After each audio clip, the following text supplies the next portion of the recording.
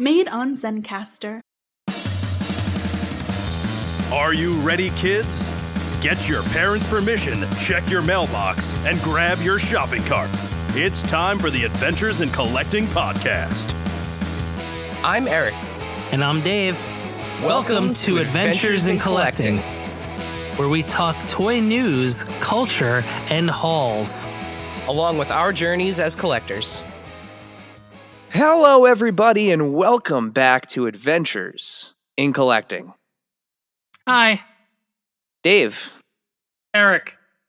This episode is more than meets the eye. You could say that. And the lead is currently not going to be in disguise.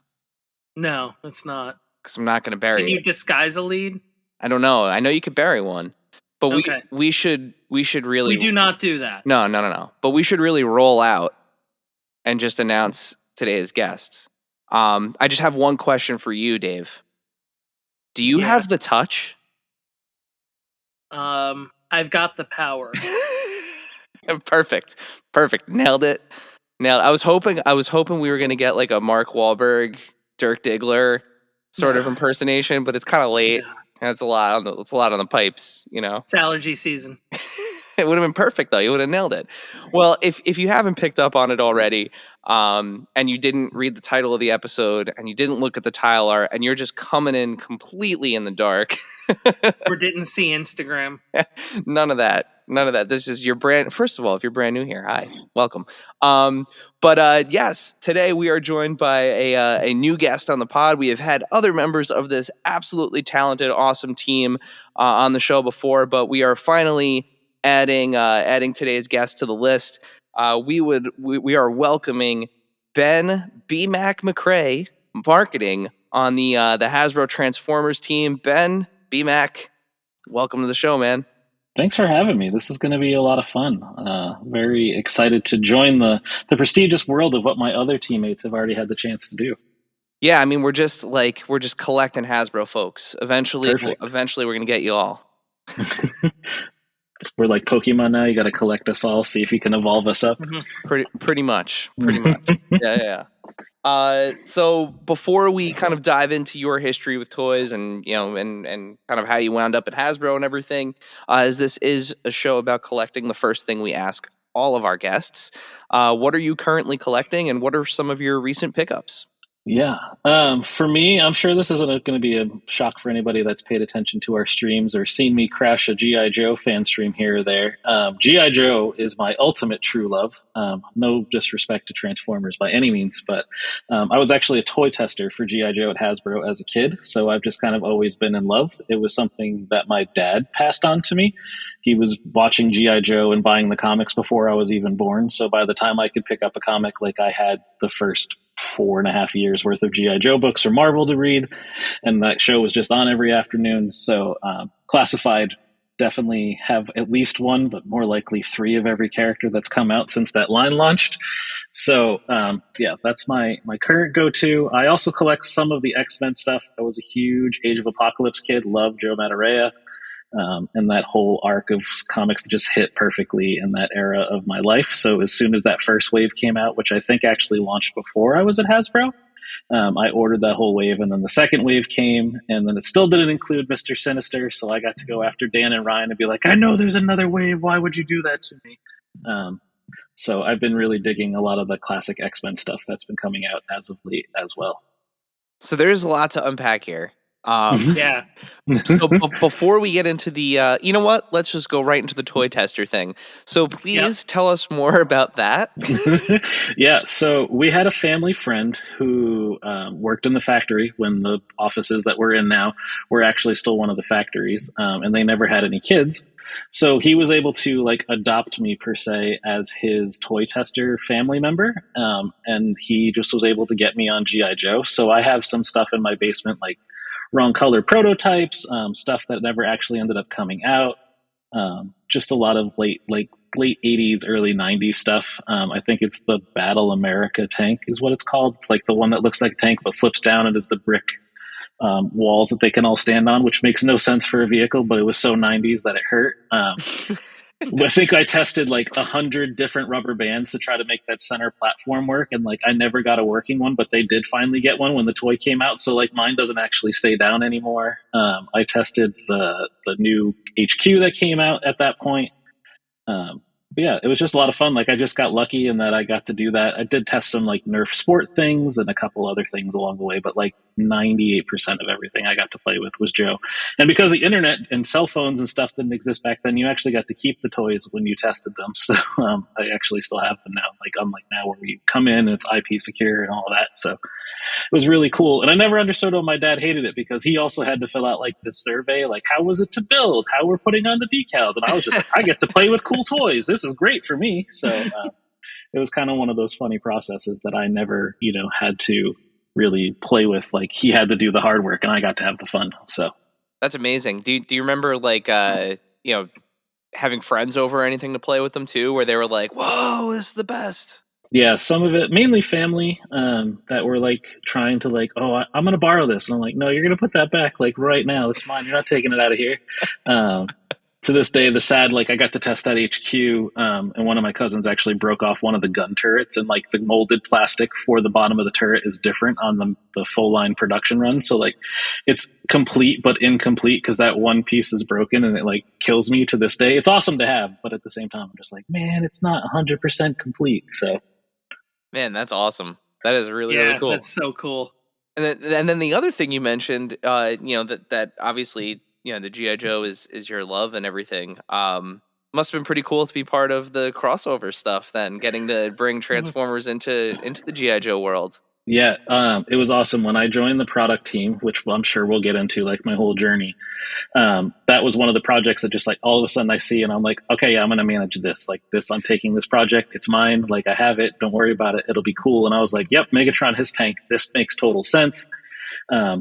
Saw that we were doing Striker Bumblebee. That was coming a little later. I'm like, that's really cool. I'm like, okay, so for next year, here's what we have to do. And I was just like super stoked. Like, this is what it's going to be. So like, I haven't been shy about the fact that there will be more of these crossovers. So one is coming. You might be able to guess like when it might get announced, because we kind of have a cadence now for it. So this year's is going to be really awesome. I'm super stoked. When I decided to pursue it, Mark's like, I have a whole deck on that. I thought about that like 3 years ago. Here's what it should look like. And it instantly came together. So it was fun. Yeah, I can't imagine the conversation between you, Mark, and Lenny as you're trying to like, combine it's just, awesome. Yeah, we nerd out a lot. So, how did you find your way to Hasbro and the Transformers team? Yeah, my story is kind of interesting in that regard, in that let me give you a little backstory. So I used to help run Magic the Gathering events all over the world for a contractor. We got that contract officially at the end of 2017. I worked for them full time through 2018, and then they did some restructuring, and I was kind of one of the only East Coast people, and it just made more sense for them to keep their West Coast team, so I got laid off. And then I was kind of having issues finding work, so I decided it was time to go back to school and pursue my bachelor's, because I had my associates since like 2004, getting out of high school and going right to college. So I went back to school, and in the process of pursuing that, an internship on the franchise side of the Transformers team got posted, and I was like, I'm in school. It says I just have to be an active student. Let's apply to this. So I did. Got interviewed. It was very fortunate in that they were looking for somebody that wasn't very green. They needed somebody that could come in and like hit the ground running. So I had a lot of experience from owning my previous merch companies and doing that event stuff and just like working with franchises. So that was my start. Got in as an intern in the fall of 2020. Yeah. And worked on the franchise team, and then got extended for a second internship right around Christmas time. And then about March of 2021, Rachel, for those of you who remember her from some of our fan streams and PulseCon, she was having her first kid, and so she was going out for maternity leave, and basically the product team stole me from the franchise team and put me in charge of product, of which I had never worked on before, and that was 2.5 years ago now. So like, I've been here ever since. Clearly moved around and start to work on a lot of different things. So that's my journey of how I got in and where I'm at now. That's awesome. And I mean, you've kind of alluded to the fact that you were very ingrained in like the Hasbro fandom when you were a kid, but that was on the GI Joe end. Were you big into Transformers when you were a kid too, or did kind of the role suck you into the fandom? I was a Transformers kid, not anywhere near what I was for G.I. Joe by any means. I had watched G1. The first DVD I ever bought, I actually tried to go buy the G.I. Joe movie and it was sold out, so I bought Transformers the movie. I did get my G.I. Joe DVD like a couple of weeks later, but I mean, that intro. How can you not like the intro to the G.I. Joe movie, right? So I just took this past summer. I took my 7-year-old to go see it when they showed it in theaters. Oh yeah, awesome. perfect. Such We a all good went. It experience. was hilarious. Like the whole Joe team, a bunch of us in the Transformer team, we all got to go too. It's funny to watch that now in theaters with everybody because you never got to.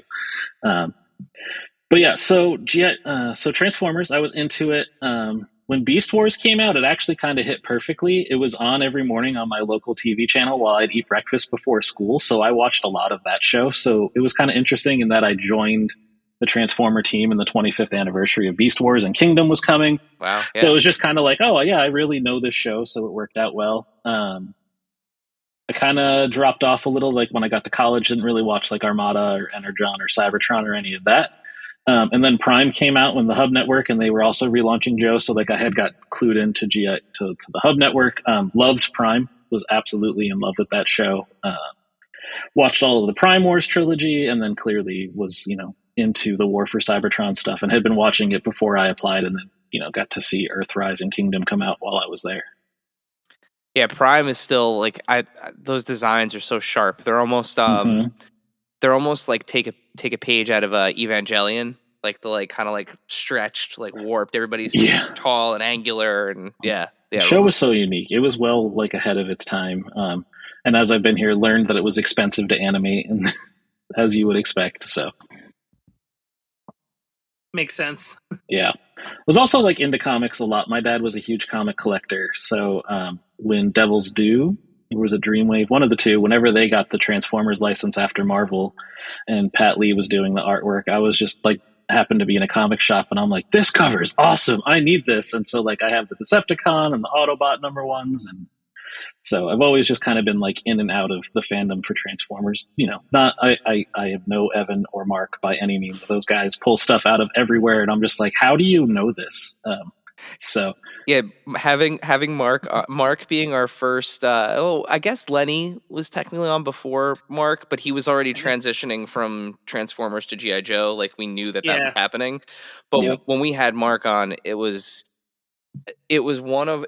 such a fun interview, but it was also a challenge for us as people who are, full disclosure, we are green when it comes to Transformers. Our knowledge doesn't go very, very deep. So when we had him on, it was almost like we were sitting there yes, tell us more. He pulls out stuff all the time. He's like, we should do this character. I've been dying to get this out. And I'm like, who are you talking about? If it wasn't for TF Wiki, man, there's times where I would just be completely lost. I go there at least 10 times a day when we start brainstorming for the next year, or we're working on an exclusive capsule, and I'm just like, who's this? What did you pull out? Oh, okay, yeah, that makes sense. Let's do that. Oh, what's this character? Oh, okay, yep, that's cool. Those colors work. Let's look at that. They're absolutely talented and incredible, and this brand can give all of its success on fan products like Generations for Studio Series, and that to those two, and Sam Smith, who was on our team for a while, and Lenny too. Clearly Lenny had a lot to do with Transformers before moving to G.I. Joe. So speaking of Evan, you and Evan just wrapped up on the latest Hasbro Pulse fan stream where a new Robosen Optimus Prime was introduced. Tell us about this Elite Optimus Prime. Yeah, it's pretty awesome. It's very close to the flagship that came out, but now that the flagship is out of stock and unattainable, Robosen and Pulse wanted to get back together and bring out another item because there was more demand from people that wanted their own auto-converting Optimus Prime, which is an awesome thing to play with. So the Elite's a little smaller, but it still has a lot of the same motor. I think it has the same number of motors, the same number of servos, all of that stuff. So it's just a little more compact. The big thing that I got from this, and from talking with 6.0 prior to the fan stream and like just getting a little bit of background on it from Robosen is that this one's a little more interactive with the app than the flagship was. Like there's some challenges and you unlock extra moves, and you can also do your own like building stuff with this in like terms of making some new robotics abilities with him. So it's a little more interactive and playful than the flagship was initially. Like there's stuff now that people have figured out how to do with the flagship. But again, like if you feel like you missed out and you don't want to spend that much money trying to find one, you now have a chance to go pre-order that Elite. You're going to get it. It's awesome. It's a very cool toy. Robosen is really cool. I like everything they do. I spent 40 hours listening to Peter Cullen lines when I was on the franchise side of the business, cataloging them because they had been recorded, but nobody had ever transcribed them. He wished me very many happy birthdays and very different inflections because part of those audio files were also when we had greeting cards for Optimus Prime. So I put a lot of love, like a legit whole week. All I did, like ignored emails, ignored meetings, was listen to 40 hours of Peter Cullen lines. It's like that when you guys partnered with Calm, I think the app was the Peter Cullen, tells you a bedtime story. That legit was his voice, just those so soothing tones of Peter Cullen. He's super nice person too. And if you ever have the chance to talk to Frank Welker, very mind blowing, and the fact that his natural voice sounds like Fred from Scooby-Doo, of who he is the voice of. Mm-hmm. And it just like, it's very like weird to like, you're like, oh, I'm having a conversation, but I really feel like you need a white shirt and an ascot right now so we can talk properly. Like, but he's one of the nicest people in the industry. Like we super lucked out in who we've had make our show historic throughout the 40 years of the brand, you know? Yeah, and just getting back to the Robosen, Optimus, it's just one of those things where like I can't believe how far toys have come. Like I'm sitting here with an Optimus Prime from just a few years ago, and the idea that there's one that's just a few inches taller than this, and you can talk to it, and he does push-ups and plays air guitar and drums, and it's just like I can't believe we've gotten here. It's unbelievable. It's kind of what you hoped they would do when you were younger. Now, kind of evolved to, no, this is what they do. And like he breathes, like him just sitting there, like has that like gentle, like you could see his chest moving. It's so. Yeah, it's so well done. Robosen's been a great partner. Excited for everything that they've done. Looking forward to what else is potentially possible as time continues. Yep. Yeah, speaking of Frank Welker, hopefully you have 40 plus hours of Frank Welker in your not too distant future. Sadly, I don't think it's going to turn into the Walter PPK. That's just going to not probably work out for anyone. So no. Yeah. No. But I think everyone's used to just a tank with a really big, big old fusion cannon. Yeah, exactly. Exactly. So Transformers Rise of the Beasts is edging closer to that June 9th release date, and it's finally going to see the Maximals and Predacons enter the film universe. Has it been exciting for you to have the opportunity to support the release of this new film? Yeah, it's been a lot of fun. I'm glad I can finally talk about Unicron. I've known about that being in the movie for 3 years now, and I'm just like, oh my gosh. And it was one of those things that like we weren't sure they were actually going to show in a trailer prior to the movie. So it was like the biggest kept secret in the industry about the film. So that's really awesome. I'm glad to see everybody's excitement for that. I can't wait to see it. I actually haven't seen much outside of like a couple things basically outside the trailer. There are people within the company that have seen it. They saw a rough cut last summer before animation was done, and they've seen a few different cuts since then as they're like working the last little bits of tweaks as movies tend to do, up to release time. That last 2 weeks prior, they're still making some final tweaks and animation fixes. From the product side, it's been interesting in that we actually have movie product in studio series in the movie year. That had a lot to do with the movie shifting out a year. When we made our plan is that we were supposed to be following it because we'd really try to go for that screen accuracy, final CAD from the film, make the toy. So we tried our best. I'm sure there are a couple of people who, once they see the movie, be like, well, that's not 100% accurate. That's what studio series is supposed to be about. Well, we tried our best. We updated the toys up until the absolute last minute that we could for production. But it's been nice to have stuff. I really think that they're also going to take off like once everybody gets a chance to go see the movie and connect with characters. Once they see the film and be like, oh yeah, Rhinox is totally my dude, or oh, Primal just absolutely slayed this movie. I need an Optimus Primal. Where's my Optimus Primal? Or oh, I'm in love with RC now because she's just funny, and like Eliza Koshy is a great actress, and I actually have to go get that core class Ducati because it's just awesome. So yeah, it's been a lot of fun to create that stuff. Our kid team actually got to create a lot of really awesome product for the film too. So more to come from Studio Series. I won't be shy about it. We have some more to reveal this year and even some other characters into 2024, just how things worked out. So don't feel like we're going to stop supporting this movie by any means as soon as it hits theaters. We still have more for everybody this year. Oh, that's awesome. Yeah, and I mean that's Yeah. one of those things that always comes up too, right? Where it's like, especially with Hasbro and the relationship, Hasbro has with Disney and the, and kind of these filmverse things is there's always like that certain amount of stuff that you can put out before the film or like while the film's out, and then there's always, the big reveal, the twist, the things that happen. Oh, I hope this comes. Yeah. Yeah. Yep. So definitely excited to see where you guys go with that, because we're seeing all the stuff start to hit shelves and like the pairings of the characters. It's like, oh, how do these interact in the movie? And, yeah.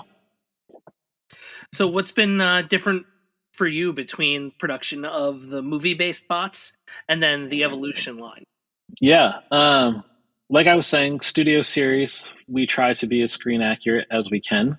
So when it's licensed, like I'm trying to think here, what was licensed for this film per se. So clearly, like Bumblebee is licensed with GM. Other characters in the film that are licensed would be like a Nightbird is the Nissan. The Battle Trap is a licensed GM tow truck, so we have a lot of licensor beholding to make sure the characters and the vehicles look really accurate to their vehicle form too. Sam absolutely crushes that. He is very much a car guy, and without him, sometimes like he just has this attention to detail that even like Takara, when given CAD from the company, will be like, we're just going to cut this corner. He's like, no, this line needs to be here because of X, Y, and Z. It's been on the car since 1993. And you're just like, I don't know how you know this. So there's a little more constriction per se for live action stuff on Studio Series. We have a little more freedom in terms of what we're doing with our 86 line, and then now expanding into War for Cybertron. Again, trying to be as 100% screen accurate as we can be. Evan spends a lot of time watching the 86 movie with his Pantone book and making sure he's nailing the colors since it's been color corrected, so those toys really come out as close as you can. And then for the War for Cybertron stuff, we actually got like the original CAD files for the characters from our digital games team from the discs back in the day, and they tried to make those like as accurate as they could. Clearly transformation engineering a little different from what it was able to do in a video game, but really just a lot of fun there. In terms of Evolution, we have a lot of freedom. It's a lot of fun, and we get to just kind of do what we're trying to do. It started out like, I know in year one of Legacy, like there was a lot of interesting comments, we'll say, about Bulkhead or RC coming from Prime Universe, but then being G1ified, and maybe it took it quite a little too far. And I think we've kind of like found that good medium line where we're making a cohesive look and scale of how everybody looks in Transformers Legacy over the years, and kind of found that good blend of like paying homage to the universe they come from, but bringing them into this one cohesive Generations line. So we get a lot of freedom, and that's where, Mark and Evan get to shine. Like Tarn this year, absolutely incredible. Like people have been asking for, 5-6 years, like when are we getting an official Transformers Generations Tarn figure? And we're like, okay, let's do it. Like this is the line to do it in, so let's just get it done. Yeah, and clearly Mark's had the freedom to come up with like legitimate new characters with like those Junkions that have been coming out, and there's another one, Trash Master. Yep, that'll get revealed soon. Yeah, we've kind of had this custom build system in Generations for a little while now. It started with the Weaponizers in War for Cybertron, and then they did the Fossilizers in Kingdom, and then we got to have the Junkions this year, which was a ton of fun, and Yeah, so tons of crazy creations. I've seen people make, like, somebody was able to make a predator out of the weaponizers and the fossilizers. So I can't wait to see what they're able to do by adding these Junkion pieces. But one of the biggest pieces of feedback we get is like creating new characters, because it's been so long that like everybody knows the history and like they love their Optimus and their Bumblebee, but they definitely want something new. So being able to give them new characters from an existing faction that they know, or maybe creating a new faction like we did with the fossilizers, it just made sense. Like fossil play is huge.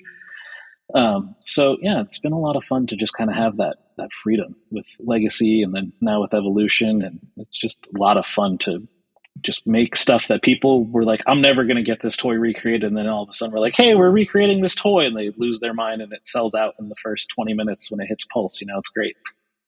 Yeah, and kind of going back to the studio series for a second, I'm not shy about saying the fact that the Michael Bay franchise is what got me into Transformers, and I'm by no means like a car expert, but I think one of the things that was so attractive about that movie to me was seeing like, oh, like look at in kind of like in real life, like look at where the windshield goes, and like see like looking at like the transformation process. And then for me, the icing on the cake was we went to Universal Studios and went on the attraction, and seeing Optimus, transform, feet away from you, in the ride in 3D was just like completely blew my mind. And that's what sucked me in, and like the attention to detail on the studio series line. I mean, like it matters. Like it those little tiny things.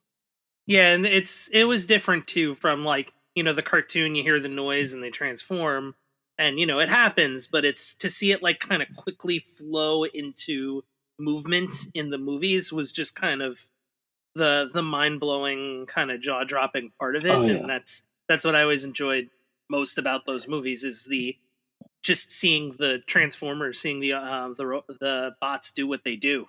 Yeah, there's no denying that, like, in 2007, that movie just hit well, right? Like, it rejuvenated the franchise. It brought people back to Transformers that maybe had walked away from their childhood. It created a new generation of kids who had never heard or seen a Transformer. Then all of a sudden they see this commercial and they're like, Dad, I want to go to the theater and see the truck do the thing.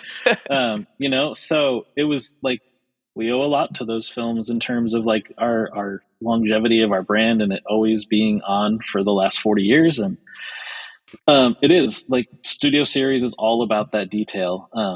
And our team absolutely nails it every chance they get. Takara does their best to try to make those transformations look as close to screen as they can. Like, clearly you can do a lot more with CGI than we can do with physical plastic in your hand. But yeah, studio series definitely is a different beast, and it's actually like a great introduction for a lot of people. So you're not the only one. We do see a lot of people join the Transformers toy collecting world through studio series because they saw X movie and they're like, oh, this is that character. So like, the Fallen just came out last year and people are like, I've been waiting for the Fallen, since 2009. Where's my Fallen? Mm-hmm. And now they're just like back in again. They're like, oh, this just came back out. I love this villain. And they're like, oh, wait, there's 100 more of these things. Oh, gotta go buy more. So, yeah, studio series and just the films in general have been great for the brand. Well, I mean, I could tell you that every time we see a yellow and black Camaro anywhere, like my daughter is like, oh, it's Bumblebee. I'm like, yep. Very good. Mm-hmm. And sometimes it's not a Camaro, it's like a Corvette or something, or some other kind of low flat sports car, but it's that same color scheme. She's like, is that Bumblebee? I'm like, that's not a Camaro, but like, you're still, it could be. You're adorable. Is it still a Chevy? Maybe he decided to change today. You never know. Yeah, he scanned a different car. It's fine. It's fine. Yeah, but it's just it is awesome to see the studio series characters come off the screen and into the line. But something else that was revealed during your most recent live stream were two very interesting Amazon exclusive sets that include some pretty deep cuts, including characters like Data Clerk Orion Pax and Senator Ratbat. So how do characters like that are such deep cuts? How do they find their way into the line? Yeah, that one is actually all Evan. He had this whole plan that he presented when we were trying to figure out our 2023 line.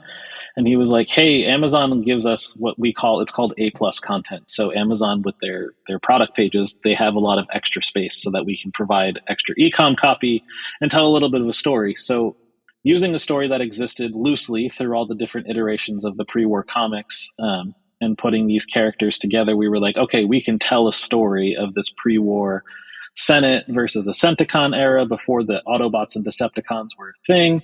Everybody knows Optimus as Optimus Prime, but there was a time where he basically was just like he was a data clerk, right? He was working in the library in Iacon City, and he was beholden to the Senate, and they would use him to do different things.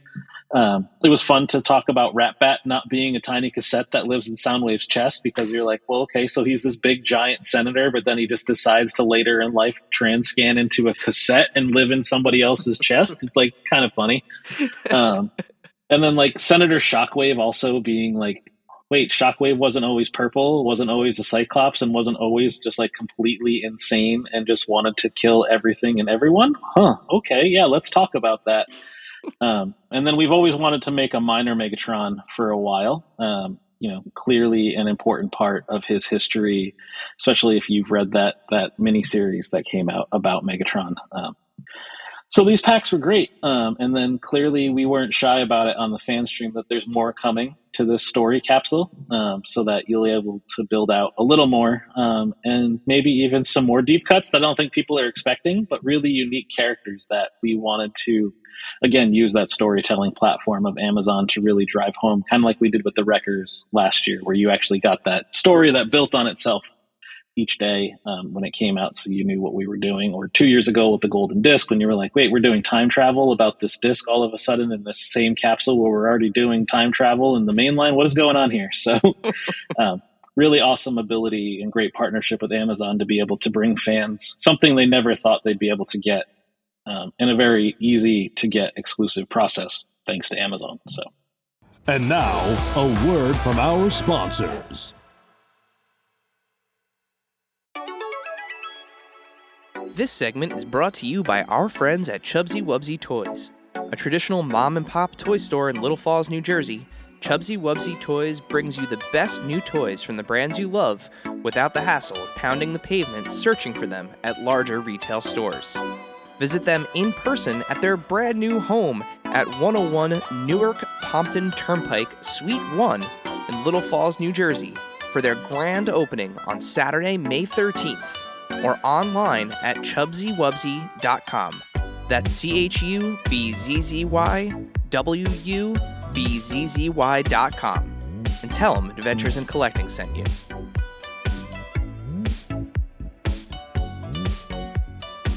Rewind and press play on your VHS collection with CGC. CGC is excited to announce our newest collectible vertical, CGC Home Video. As a division dedicated to authenticating and grading your VHS collection, our experts are ready to help you encapsulate your favorite video cassettes. Don't settle for static on the screen. Submit today at cgcgrading.com.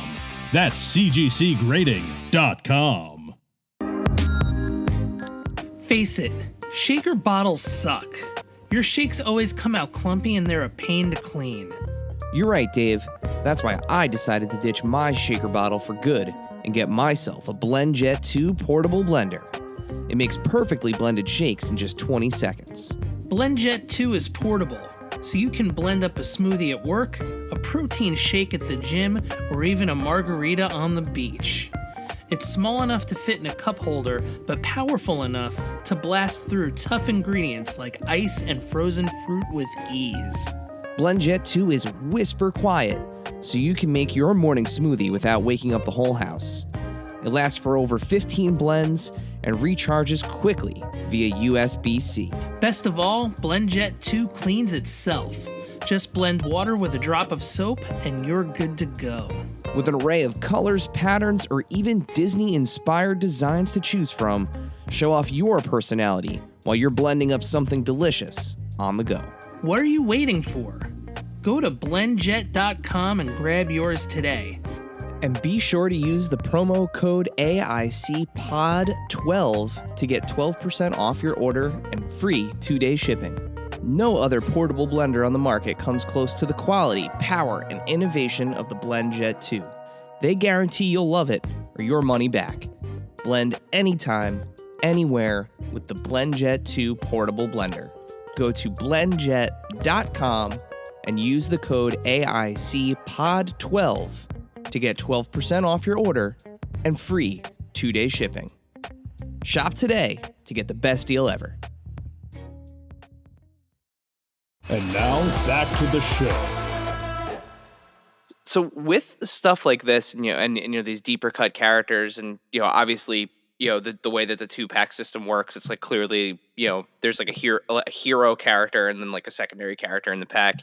But like with this process and the selection process, does a lot of it go into like, here are the available tools that we have, and what can we reuse, and kind of an economic view of how do we bring these characters to life, and how does that work? That definitely is a big part of how exclusives work. We have a full tooling budget for the entire year for the brand. Clearly, we need to make newness all year, and that's what you really see across mainline in Studio Series and Legacy. And then we try to look at like where we can partial, where we Mark and Evan are great at this. They actually build like alt heads into a lot of the molds when they make the character the first time, knowing they're going to make X exclusive down the road. They're like, hey, I already seeded for this. Or they'll actually even put the extra pieces so that it's not actually a partial. It's just actually a straight up redeco, and we just turn off another part of the tool, or we have scrap that we just get rid of. They're really good about it. It actually, like, that's how Galaxy Shuttle came to be. We were looking for an exclusive, and Mark was looking through old tools and found that John Warden had hid the Galaxy Shuttle head in the Astro Train mold back in Siege days, and he's like, we can make we can make Galaxy Shuttle, which was perfect considering like we had just done Victory Saber and we knew that Death Saurus was coming even though the fans didn't. We're like, yeah, we should make Galaxy Shuttle. This is perfect. It's another of that universe characters. So yeah, we do plan for that, but yeah, clearly tooling and finances do play a part in what we are able to do. It's not unlimited money, sadly. I would love to make everything as new as possible or everything be a partial, but clearly there are stuff where like, I mean, it's how the line was built though, right? Characters were literally built on just straight up redecoing other versions of those characters. So that's clearly where it comes from. Yeah.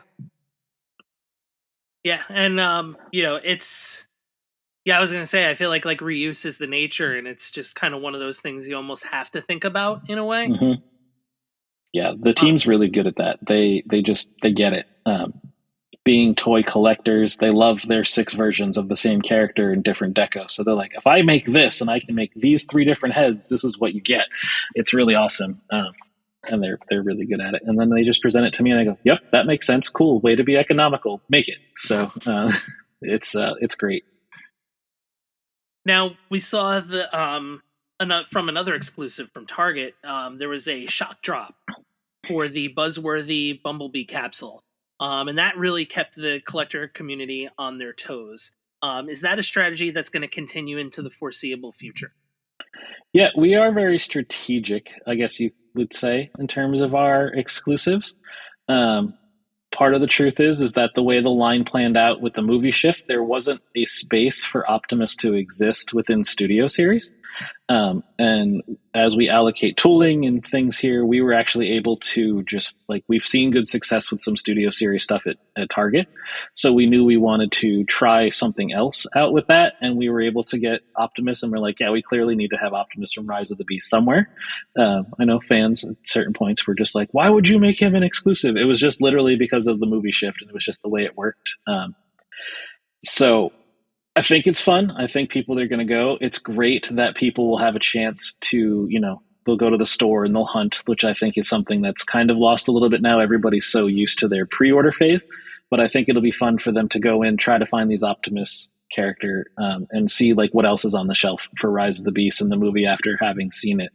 And again, I know Evan kind of shared it on the stream, but he started out as what was supposed to be a partial, but by the end, Takara Wizards work their magic as they tend to do, and pretty much almost all of that figure is brand new compared to the Bumblebee Optimus that it started with. So we got there. It's crazy. It's super fun. But yeah, it'll be a fun one to go hunt this summer when it drops. Yeah, all of the vehicle modes and for the Rise of the Beast figures so far are like the Mad Maxification Mhm. of them. Yeah. It's a cool it's a cool concept. I can't wait to see it play out in the movie. So Yeah, I want us to buy one of the Optimists from the movie and just like park it at the office. I think it'd be super fun. I actually joke and say I want Scourge, and then I want to take it home because then I could get to the office real quick the next morning because everybody would just get the hell out of my way while I'm driving that down the interstate. Like, oh no, move, the thing's gonna hit me. Yeah, you're right. I'm gonna run you over because it's not gonna hurt me. So, well, listen, if you get one, if the zombie apocalypse ever happens, we know where we're coming because Yeah, that Scourge Scourge will get through anything. We get through anything. Yeah, but you know, to your point, like it's been kind of cool, you know, going into Target and seeing unannounced stuff because I mean we grew up in that generation and like yeah we're Mhm. like I'm not gonna Back say when everything was unannounced. yeah yeah, I'm not gonna say that like I don't love my pre-orders because I love being able to just kind of sit at home, hit a button, and just sit back and wait. Like it's nice, it is nice, but Yes. at the same time, you know, I'm going to Target for other reasons. You know, like I'm not just always going for toys. You know, from one father to another. You know, Yep. like those. Oh crap, we're out of Desitin, or you know, Yeah. you know those little runs. And I'm always checking out the toy aisle, so it's always fun to see you know in the Transformers aisle stuff that like has not been shown on a stream and doesn't show up in Hasbro, you know, on the Instagram feed, and it's like oh you know that buzzworthy Bumblebee capsule is still paying off, you know, just like random new stuff showing up. So Yeah, it was super fun. I was actually on vacation over the weekend out in Santa Rosa, California, and had a Target run to go get a couple things. And I'm like, hey guys, while we're here, I got to go hit up the toy aisle, take some pictures just to compare it back to home. And it was actually like interesting to see. Again, ran into some of the kid movie line buzzworthy Bumblebee exclusives like on the shelf, and I was like, that's cool. I haven't seen them yet. This is great. And like got to take a picture and send it back to the team. I'm like, hey, I'm on vacation, but here's some pictures of the store, Target in Santa Rosa, and like, look, they have exclusives on the shelf. They're working. It was nice to see. So yeah, it's a good program. I like what retailer exclusives do in terms of like driving people to the store to do what they're supposed to do, right? Like what Toys R Us exclusives always did back in the day. Yep. Same kind of concept, just like Mhm. helping our partners who help us continue to make this line successful and giving them things that drive consumers into their stores and incidental purchases on other things while they're already there because the toy section's buried. So you have to walk by a lot of things and you're like, oh, yeah, I need that. Oh, yep, I forgot I needed that. And then all of a sudden, you know, they're getting another $100 in purchases and it works out for them and works out for us. Yep, it's strategic. They know those retailers. They know where Yep. they know why they put the toy aisle where they put it. Yep. It makes sense. All right, so our next section here is our Q&A. So as we always do when we have a guest on, we'll post on our Instagram. So Dave, So make sure to smash that subscribe button and hit those likes and what about the follow like button? those, hit the follow button and answer that question for when we say, do you have a question? Yes, Dave. Because that's the only way you'll be able to participate in the Q&A and ask a question. You get better at Checking this. those stories. You get better at doing this the way that you do this every episode, and I'm very proud of you. I love it. I'm impressed. I mean, I always like forget at the end of the fan streams, and I'm like, oh yeah, like, subscribe, and share, and do the things on the YouTubes and the Instagram. I forgot share. Share as well. Yeah, you get there. Tell your it takes friends. a while. It took me 2 years. I promise you, it doesn't come naturally unless you're doing it, you know, every day for 5 hours a day. So, you know, as Dave was saying, you know, we if you're following us on Instagram at AIC_podcast, anytime we have a guest, we will post and collect some questions to ask our guest. We know it is a you know we take it very seriously that it's take it very seriously. We understand that not everybody has access to the people that we have on the show, and we understand that privilege. So we want to make sure that we give you guys the opportunity to submit some questions as well. So all of that being said, Dave, would you like to handle our first question? Yes. At Kubi Maximus? I think that's right. Hope I got that right. When can we At Kubi Maximus asks, when can we get an update on the HasLab Deathosaurus? There should be an update going out soon. I'm just waiting for the team to get it formatted and send it out. Evan recorded another video for anybody who backed Victory Saber and saw the EP1 video review.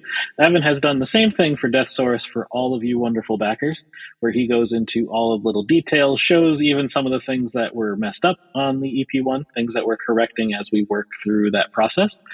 So that video should be going out pretty soon.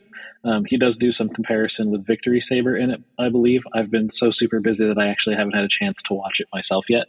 So another semi-lengthy video, but Evan is really good at getting nitty and gritty and detailed with everybody there. And hopefully some more updates a little more consistently as we finished out the production cycle. The EP2 actually showed up at the office today. I decided to work from home because of my trip, and I was being considerate to my team. Didn't want to potentially maybe get anybody sick. Not that I feel bad, but I was just like, let's just be safe. Went through 2 international airports. We'll be good. So I'm looking forward to seeing what changes and improvements they made over the first version that Evan reviewed, and then we will have some pictures of it. We will be taking it to Comic-Con with us, and potentially, hopefully, maybe we'll be ready to do an unboxing at Comic-Con like we did last year with Victory Saber. Awesome. Nice. All right, so the next question comes from at The Nemesis Rises, asks, how influential is the fandom to project design? Has there ever been a post, comment, or trend that has directly impacted a product decision? Directly, I'm not sure. In terms of like comments and what people are asking for, like clearly, Tarn, definitely one of those people, characters that people had been asking for, and we're like, yep, we hear you, we're going to make it. Some fan vote stuff has happened, like Windblade was fan created, she finally got made. I know Lenny worked on that and had a lot of fun when that all went down. Who's going to be the next Prime was a vote, and they worked through all of that before I was on the team. So we do try, and we fail at it sometimes, and we're going to try to be better at it, of like engaging with the community and seeing what people really are asking for and wanting. I spend a lot of time, probably too much time, on forums and comment reading to see what people are saying about stuff when it comes out. I go back through and read the comments after the fan streams, and see like what else everybody's kind of mining for. And we do take that all into consideration as we continue to develop the lines in the future. So directly impact, I don't know. Maybe there's design stuff that happens. Sometimes we see people kit bash characters that come out right when it comes out, and they're like, "Oh, this redeco is coming," and we're like, "Oh, we didn't think of it that way. Maybe that'll work." Yeah, influential. Yeah, the fans are definitely influencing where we're going and what we're doing. But clearly, you know, we have to make our Optimus and our Bumblebee every year. But we are expanding and, you know, making these fun characters, and it's because the fans have been asking for them repeatedly, and we're like, here, I have like 600 posts that say make Tarn, so we go and make that character, you know. Nice. So, you know, we always get those like, when is this coming? Amalgamation, and thank you for everyone that asks like when something's coming. What's the best way for the community, for the Transformers fans, to make their requests to the team heard? Honestly, just keep commenting where you are. Like, you can comment to Mark or Evan or myself on our posts when we post on Instagram. Post in the chat for the fan stream. Post on the forums you're posting on. We're reading there. We are trying to, like, as a company overall, try to figure out how to engage with fans better. It's something we're working on with Pulse, and now that we have that platform to be like, hey, we should be talking back at the community, kind of like other big corporations do. You know, like Wendy's, for instance, one of my favorite Twitter accounts that they actually just get back at people. Clearly, we're not going to be that kind of vulgar and mean to people, but engaging with people in that way. So there's definitely just, you know, where you're posting now, do that, but definitely hit us up on Instagram if you want to. Dave, you want to do the next one? Yeah, sure. At Jaden1047 asks, what was the first Transformer you ever worked on? That's a good question. So I inherited the first year of Legacy when I joined the product team. The year was pretty much baked. So were all of the exclusives. I was kind of just managing it. So Evolution overall is kind of like my first foray into products I worked on. Did the brainstorms, work with the design team, figure out where we were going. Again, Studio Series for the most part was baked because it just shifted a year because of the movie. So War for Cybertron video game characters were something new that we decided to work on and add into 23. But I'm trying to think of like the first actual character that I kind of like took on and managed. It was actually probably those collabs. Like they had the G.I. Joe crossover ones. They had kind of started, but they weren't completely done yet. So those were the ones that I really like owned from the get-go. And then the biggest marketing things I had to take on were our Jurassic collab. And had to do all of the marketing for that. Like that project got dumped in my lap and they're like, we need a marketing plan. And how are we going to launch this? And we're going to do this and we need to do that. And I was like, okay, sure. Let's figure this out. So we were able to use an animator that we knew to make that teaser animation that we had go out the weekend before we launched it. So that was a lot of fun to work with them on that. And then I worked with one of our photographers in-house to do the photo shoot where we recreated the T-Rex breaking out of its pen in the night. I got to stand there and hold the fog can and splash water on the things while we were taking the shots to make it look like it was raining and wet. It was a lot of fun.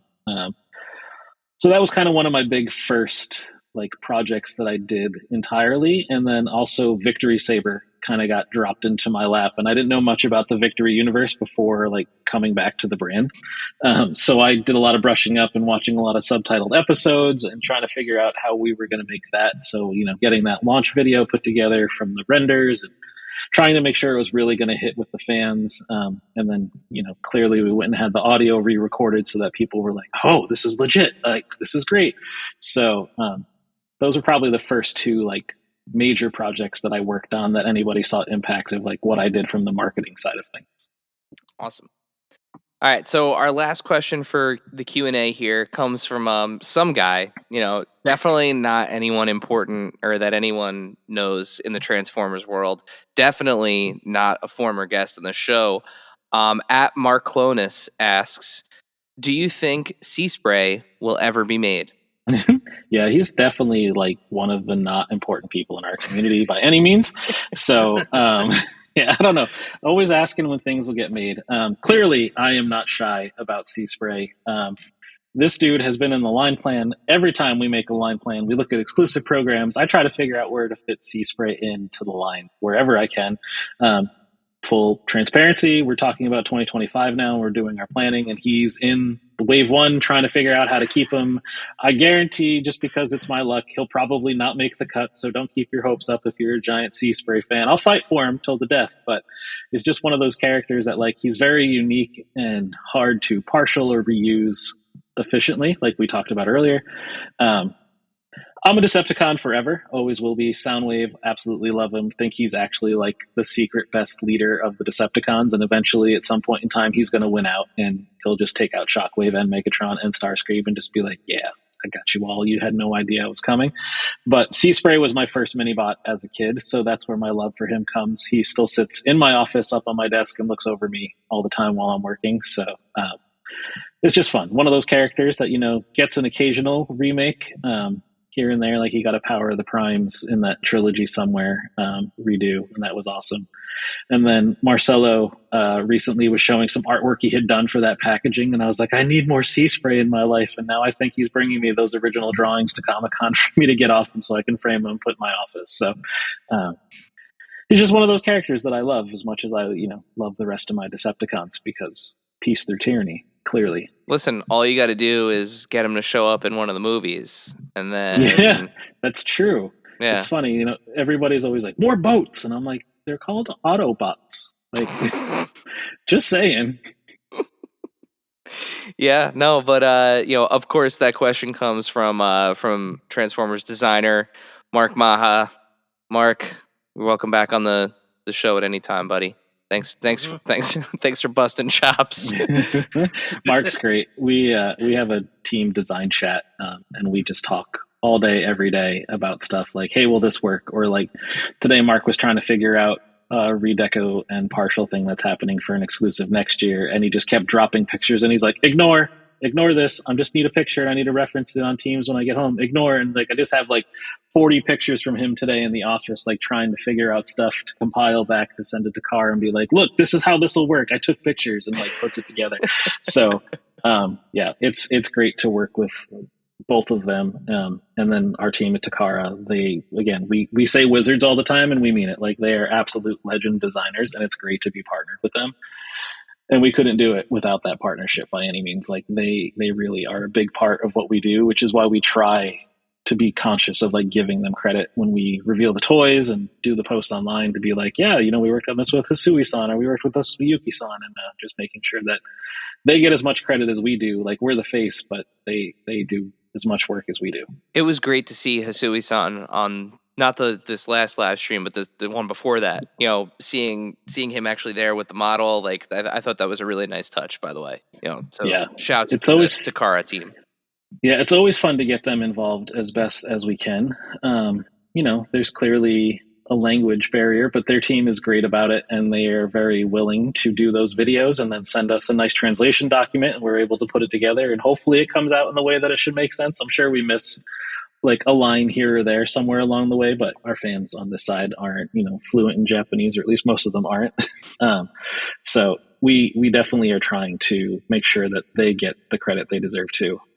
But yeah, Hisui had worked on that previous model of the Armada Optimus that got out there a few years ago. So we were like, yeah, we need to make sure like you get to talk about this, and then talk about how it plays in scale with the Armada Megatron that's coming with it. And just like, so it's a lot of fun to use them where we can. Very, very cool. Well, with that takes us out of our Q&A section. BMac, we did it. You survived fan Q&A. I did it. And then before we let you go, though, we do have a final question that we ask all of our guests. Dave, would you like to fulfill your role as this podcast's James Lipton and ask our final question? Why, yes, I would. BMac, the final question that we ask all of our guests. What is your favorite and/or strangest piece in your collection? It can be one of each, or it can be both. Interesting. It's a good question. Probably my funniest, I don't know if it's strangest, but funniest, is I have a Conan the Barbarian toy from the old cartoon that was like this battle axe chopping motion Conan toy that has a string and you pull in his back. The battle axe is long gone, and being a guy and being stupid, you can turn his hand in a very inappropriate way now and pull the string and make him do funny things. That toy is always a talking piece when people see it. My brother-in-law happened to be over and was helping out. He's in my basement, and he saw the thing, and he just picks it up and pulls the string, and he's just like, oh, okay, what's going on? And my wife just like, I'm sorry, my husband's, ridiculous, and this is his toy, and this is what happened. So I don't know what's strangest, but again, funniest or unique, just old toy to have. I don't know if anything like super unique per se. I'm trying to think. There's so much stuff now that I just like. Well, I mean, you dropped a couple of gems in the beginning. Those true. Those prototype things are awesome. Someday I plan to get them all out and display them in my office. Maybe until we have another kid, and then I have to pack up and get out of my office and go sit in some corner of the house. But yeah, I don't know. That one's my like fun, interesting, good talking piece that people don't expect to happen. In terms of those old Joes, like probably just like getting to test the X-19 jet before it ever came out. That was like just really cool. You're just like this giant jet. Like we lived in the glory age of toys and play sets and stuff. That one's probably fun. I know people really, it's like a grail for some people that they missed along the way. So I really like having that. I have an old Batman the Animated Series Batmobile still from the original run of that show. That's a lot of fun. I really enjoy that. It has the hubcaps pull out so they can like grind on the other vehicles. That's a good fun one to have in the old collection too. And then I have a lot of the old Toy Biz Marvel stuff. Professor X, the Wolverine with the claws, you push the button, they spring load pop out, some Cable. Gambit with his bad PVC coat that just looked awful, but you're like, I have a Gambit figure. I don't care how bad this looks. So, yeah, a lot of fun old stuff. The plastic decisions of the early 90s. Yeah. But the artwork on the cards was on point, right? Like Yep. that, the X-Men trading cards, I know Ryan's a huge fan of that, but like being able to have Jim Lee art on a trading card just doesn't seem like it's something that you should have been able to ever buy, because he's such an amazing and wonderful artist. Actually found out that he did 2 covers for the Transformer Marvel books throughout the time when he was at Marvel. So that was interesting to read. I'm like, that means we should get Jim Lee to do something with us somewhere along the way for the 40th anniversary. Like, let's get Jim on something. Yeah. So Is Jim in budget? yeah. Well, Jim, didn't he just get promoted to like? Yeah, he's like head all of in DC. charge. Yeah. Yeah. They gave him the big promotion. The big one. Well, BMac, thank you so much for taking the time to be on the show. This was awesome. Before we say good evening, remind our listeners where can they find you on Instagram? Where can they find out the latest about Transformers? Drop all the ats and the mentions and everything. Where can they find all the good stuff? At Transformers, our official handle on Instagram. That's where you'll see the pre-order posts go up. Anything about the movie that we're resharing with Paramount, you'll find it there. At Hasbro Pulse, also another good one to follow, as we work hand in hand with Pulse. They're kind of like a marketing extension of Hasbro and action brands in general. You can find me on Instagram at bmacatron84, because sadly bmacatron was taken. So, I throw that 84 in there. 0 was born, year the brand started, so it works. As we alluded to, you can find Mark at Mark Clonus. And then I'm always going to butcher Evan's username. It's his name backwards, so it's like Evan, so it's Nave. It's like Nave Scorb. Scorb, because his last name is Brooks. So like his name just backwards is his username.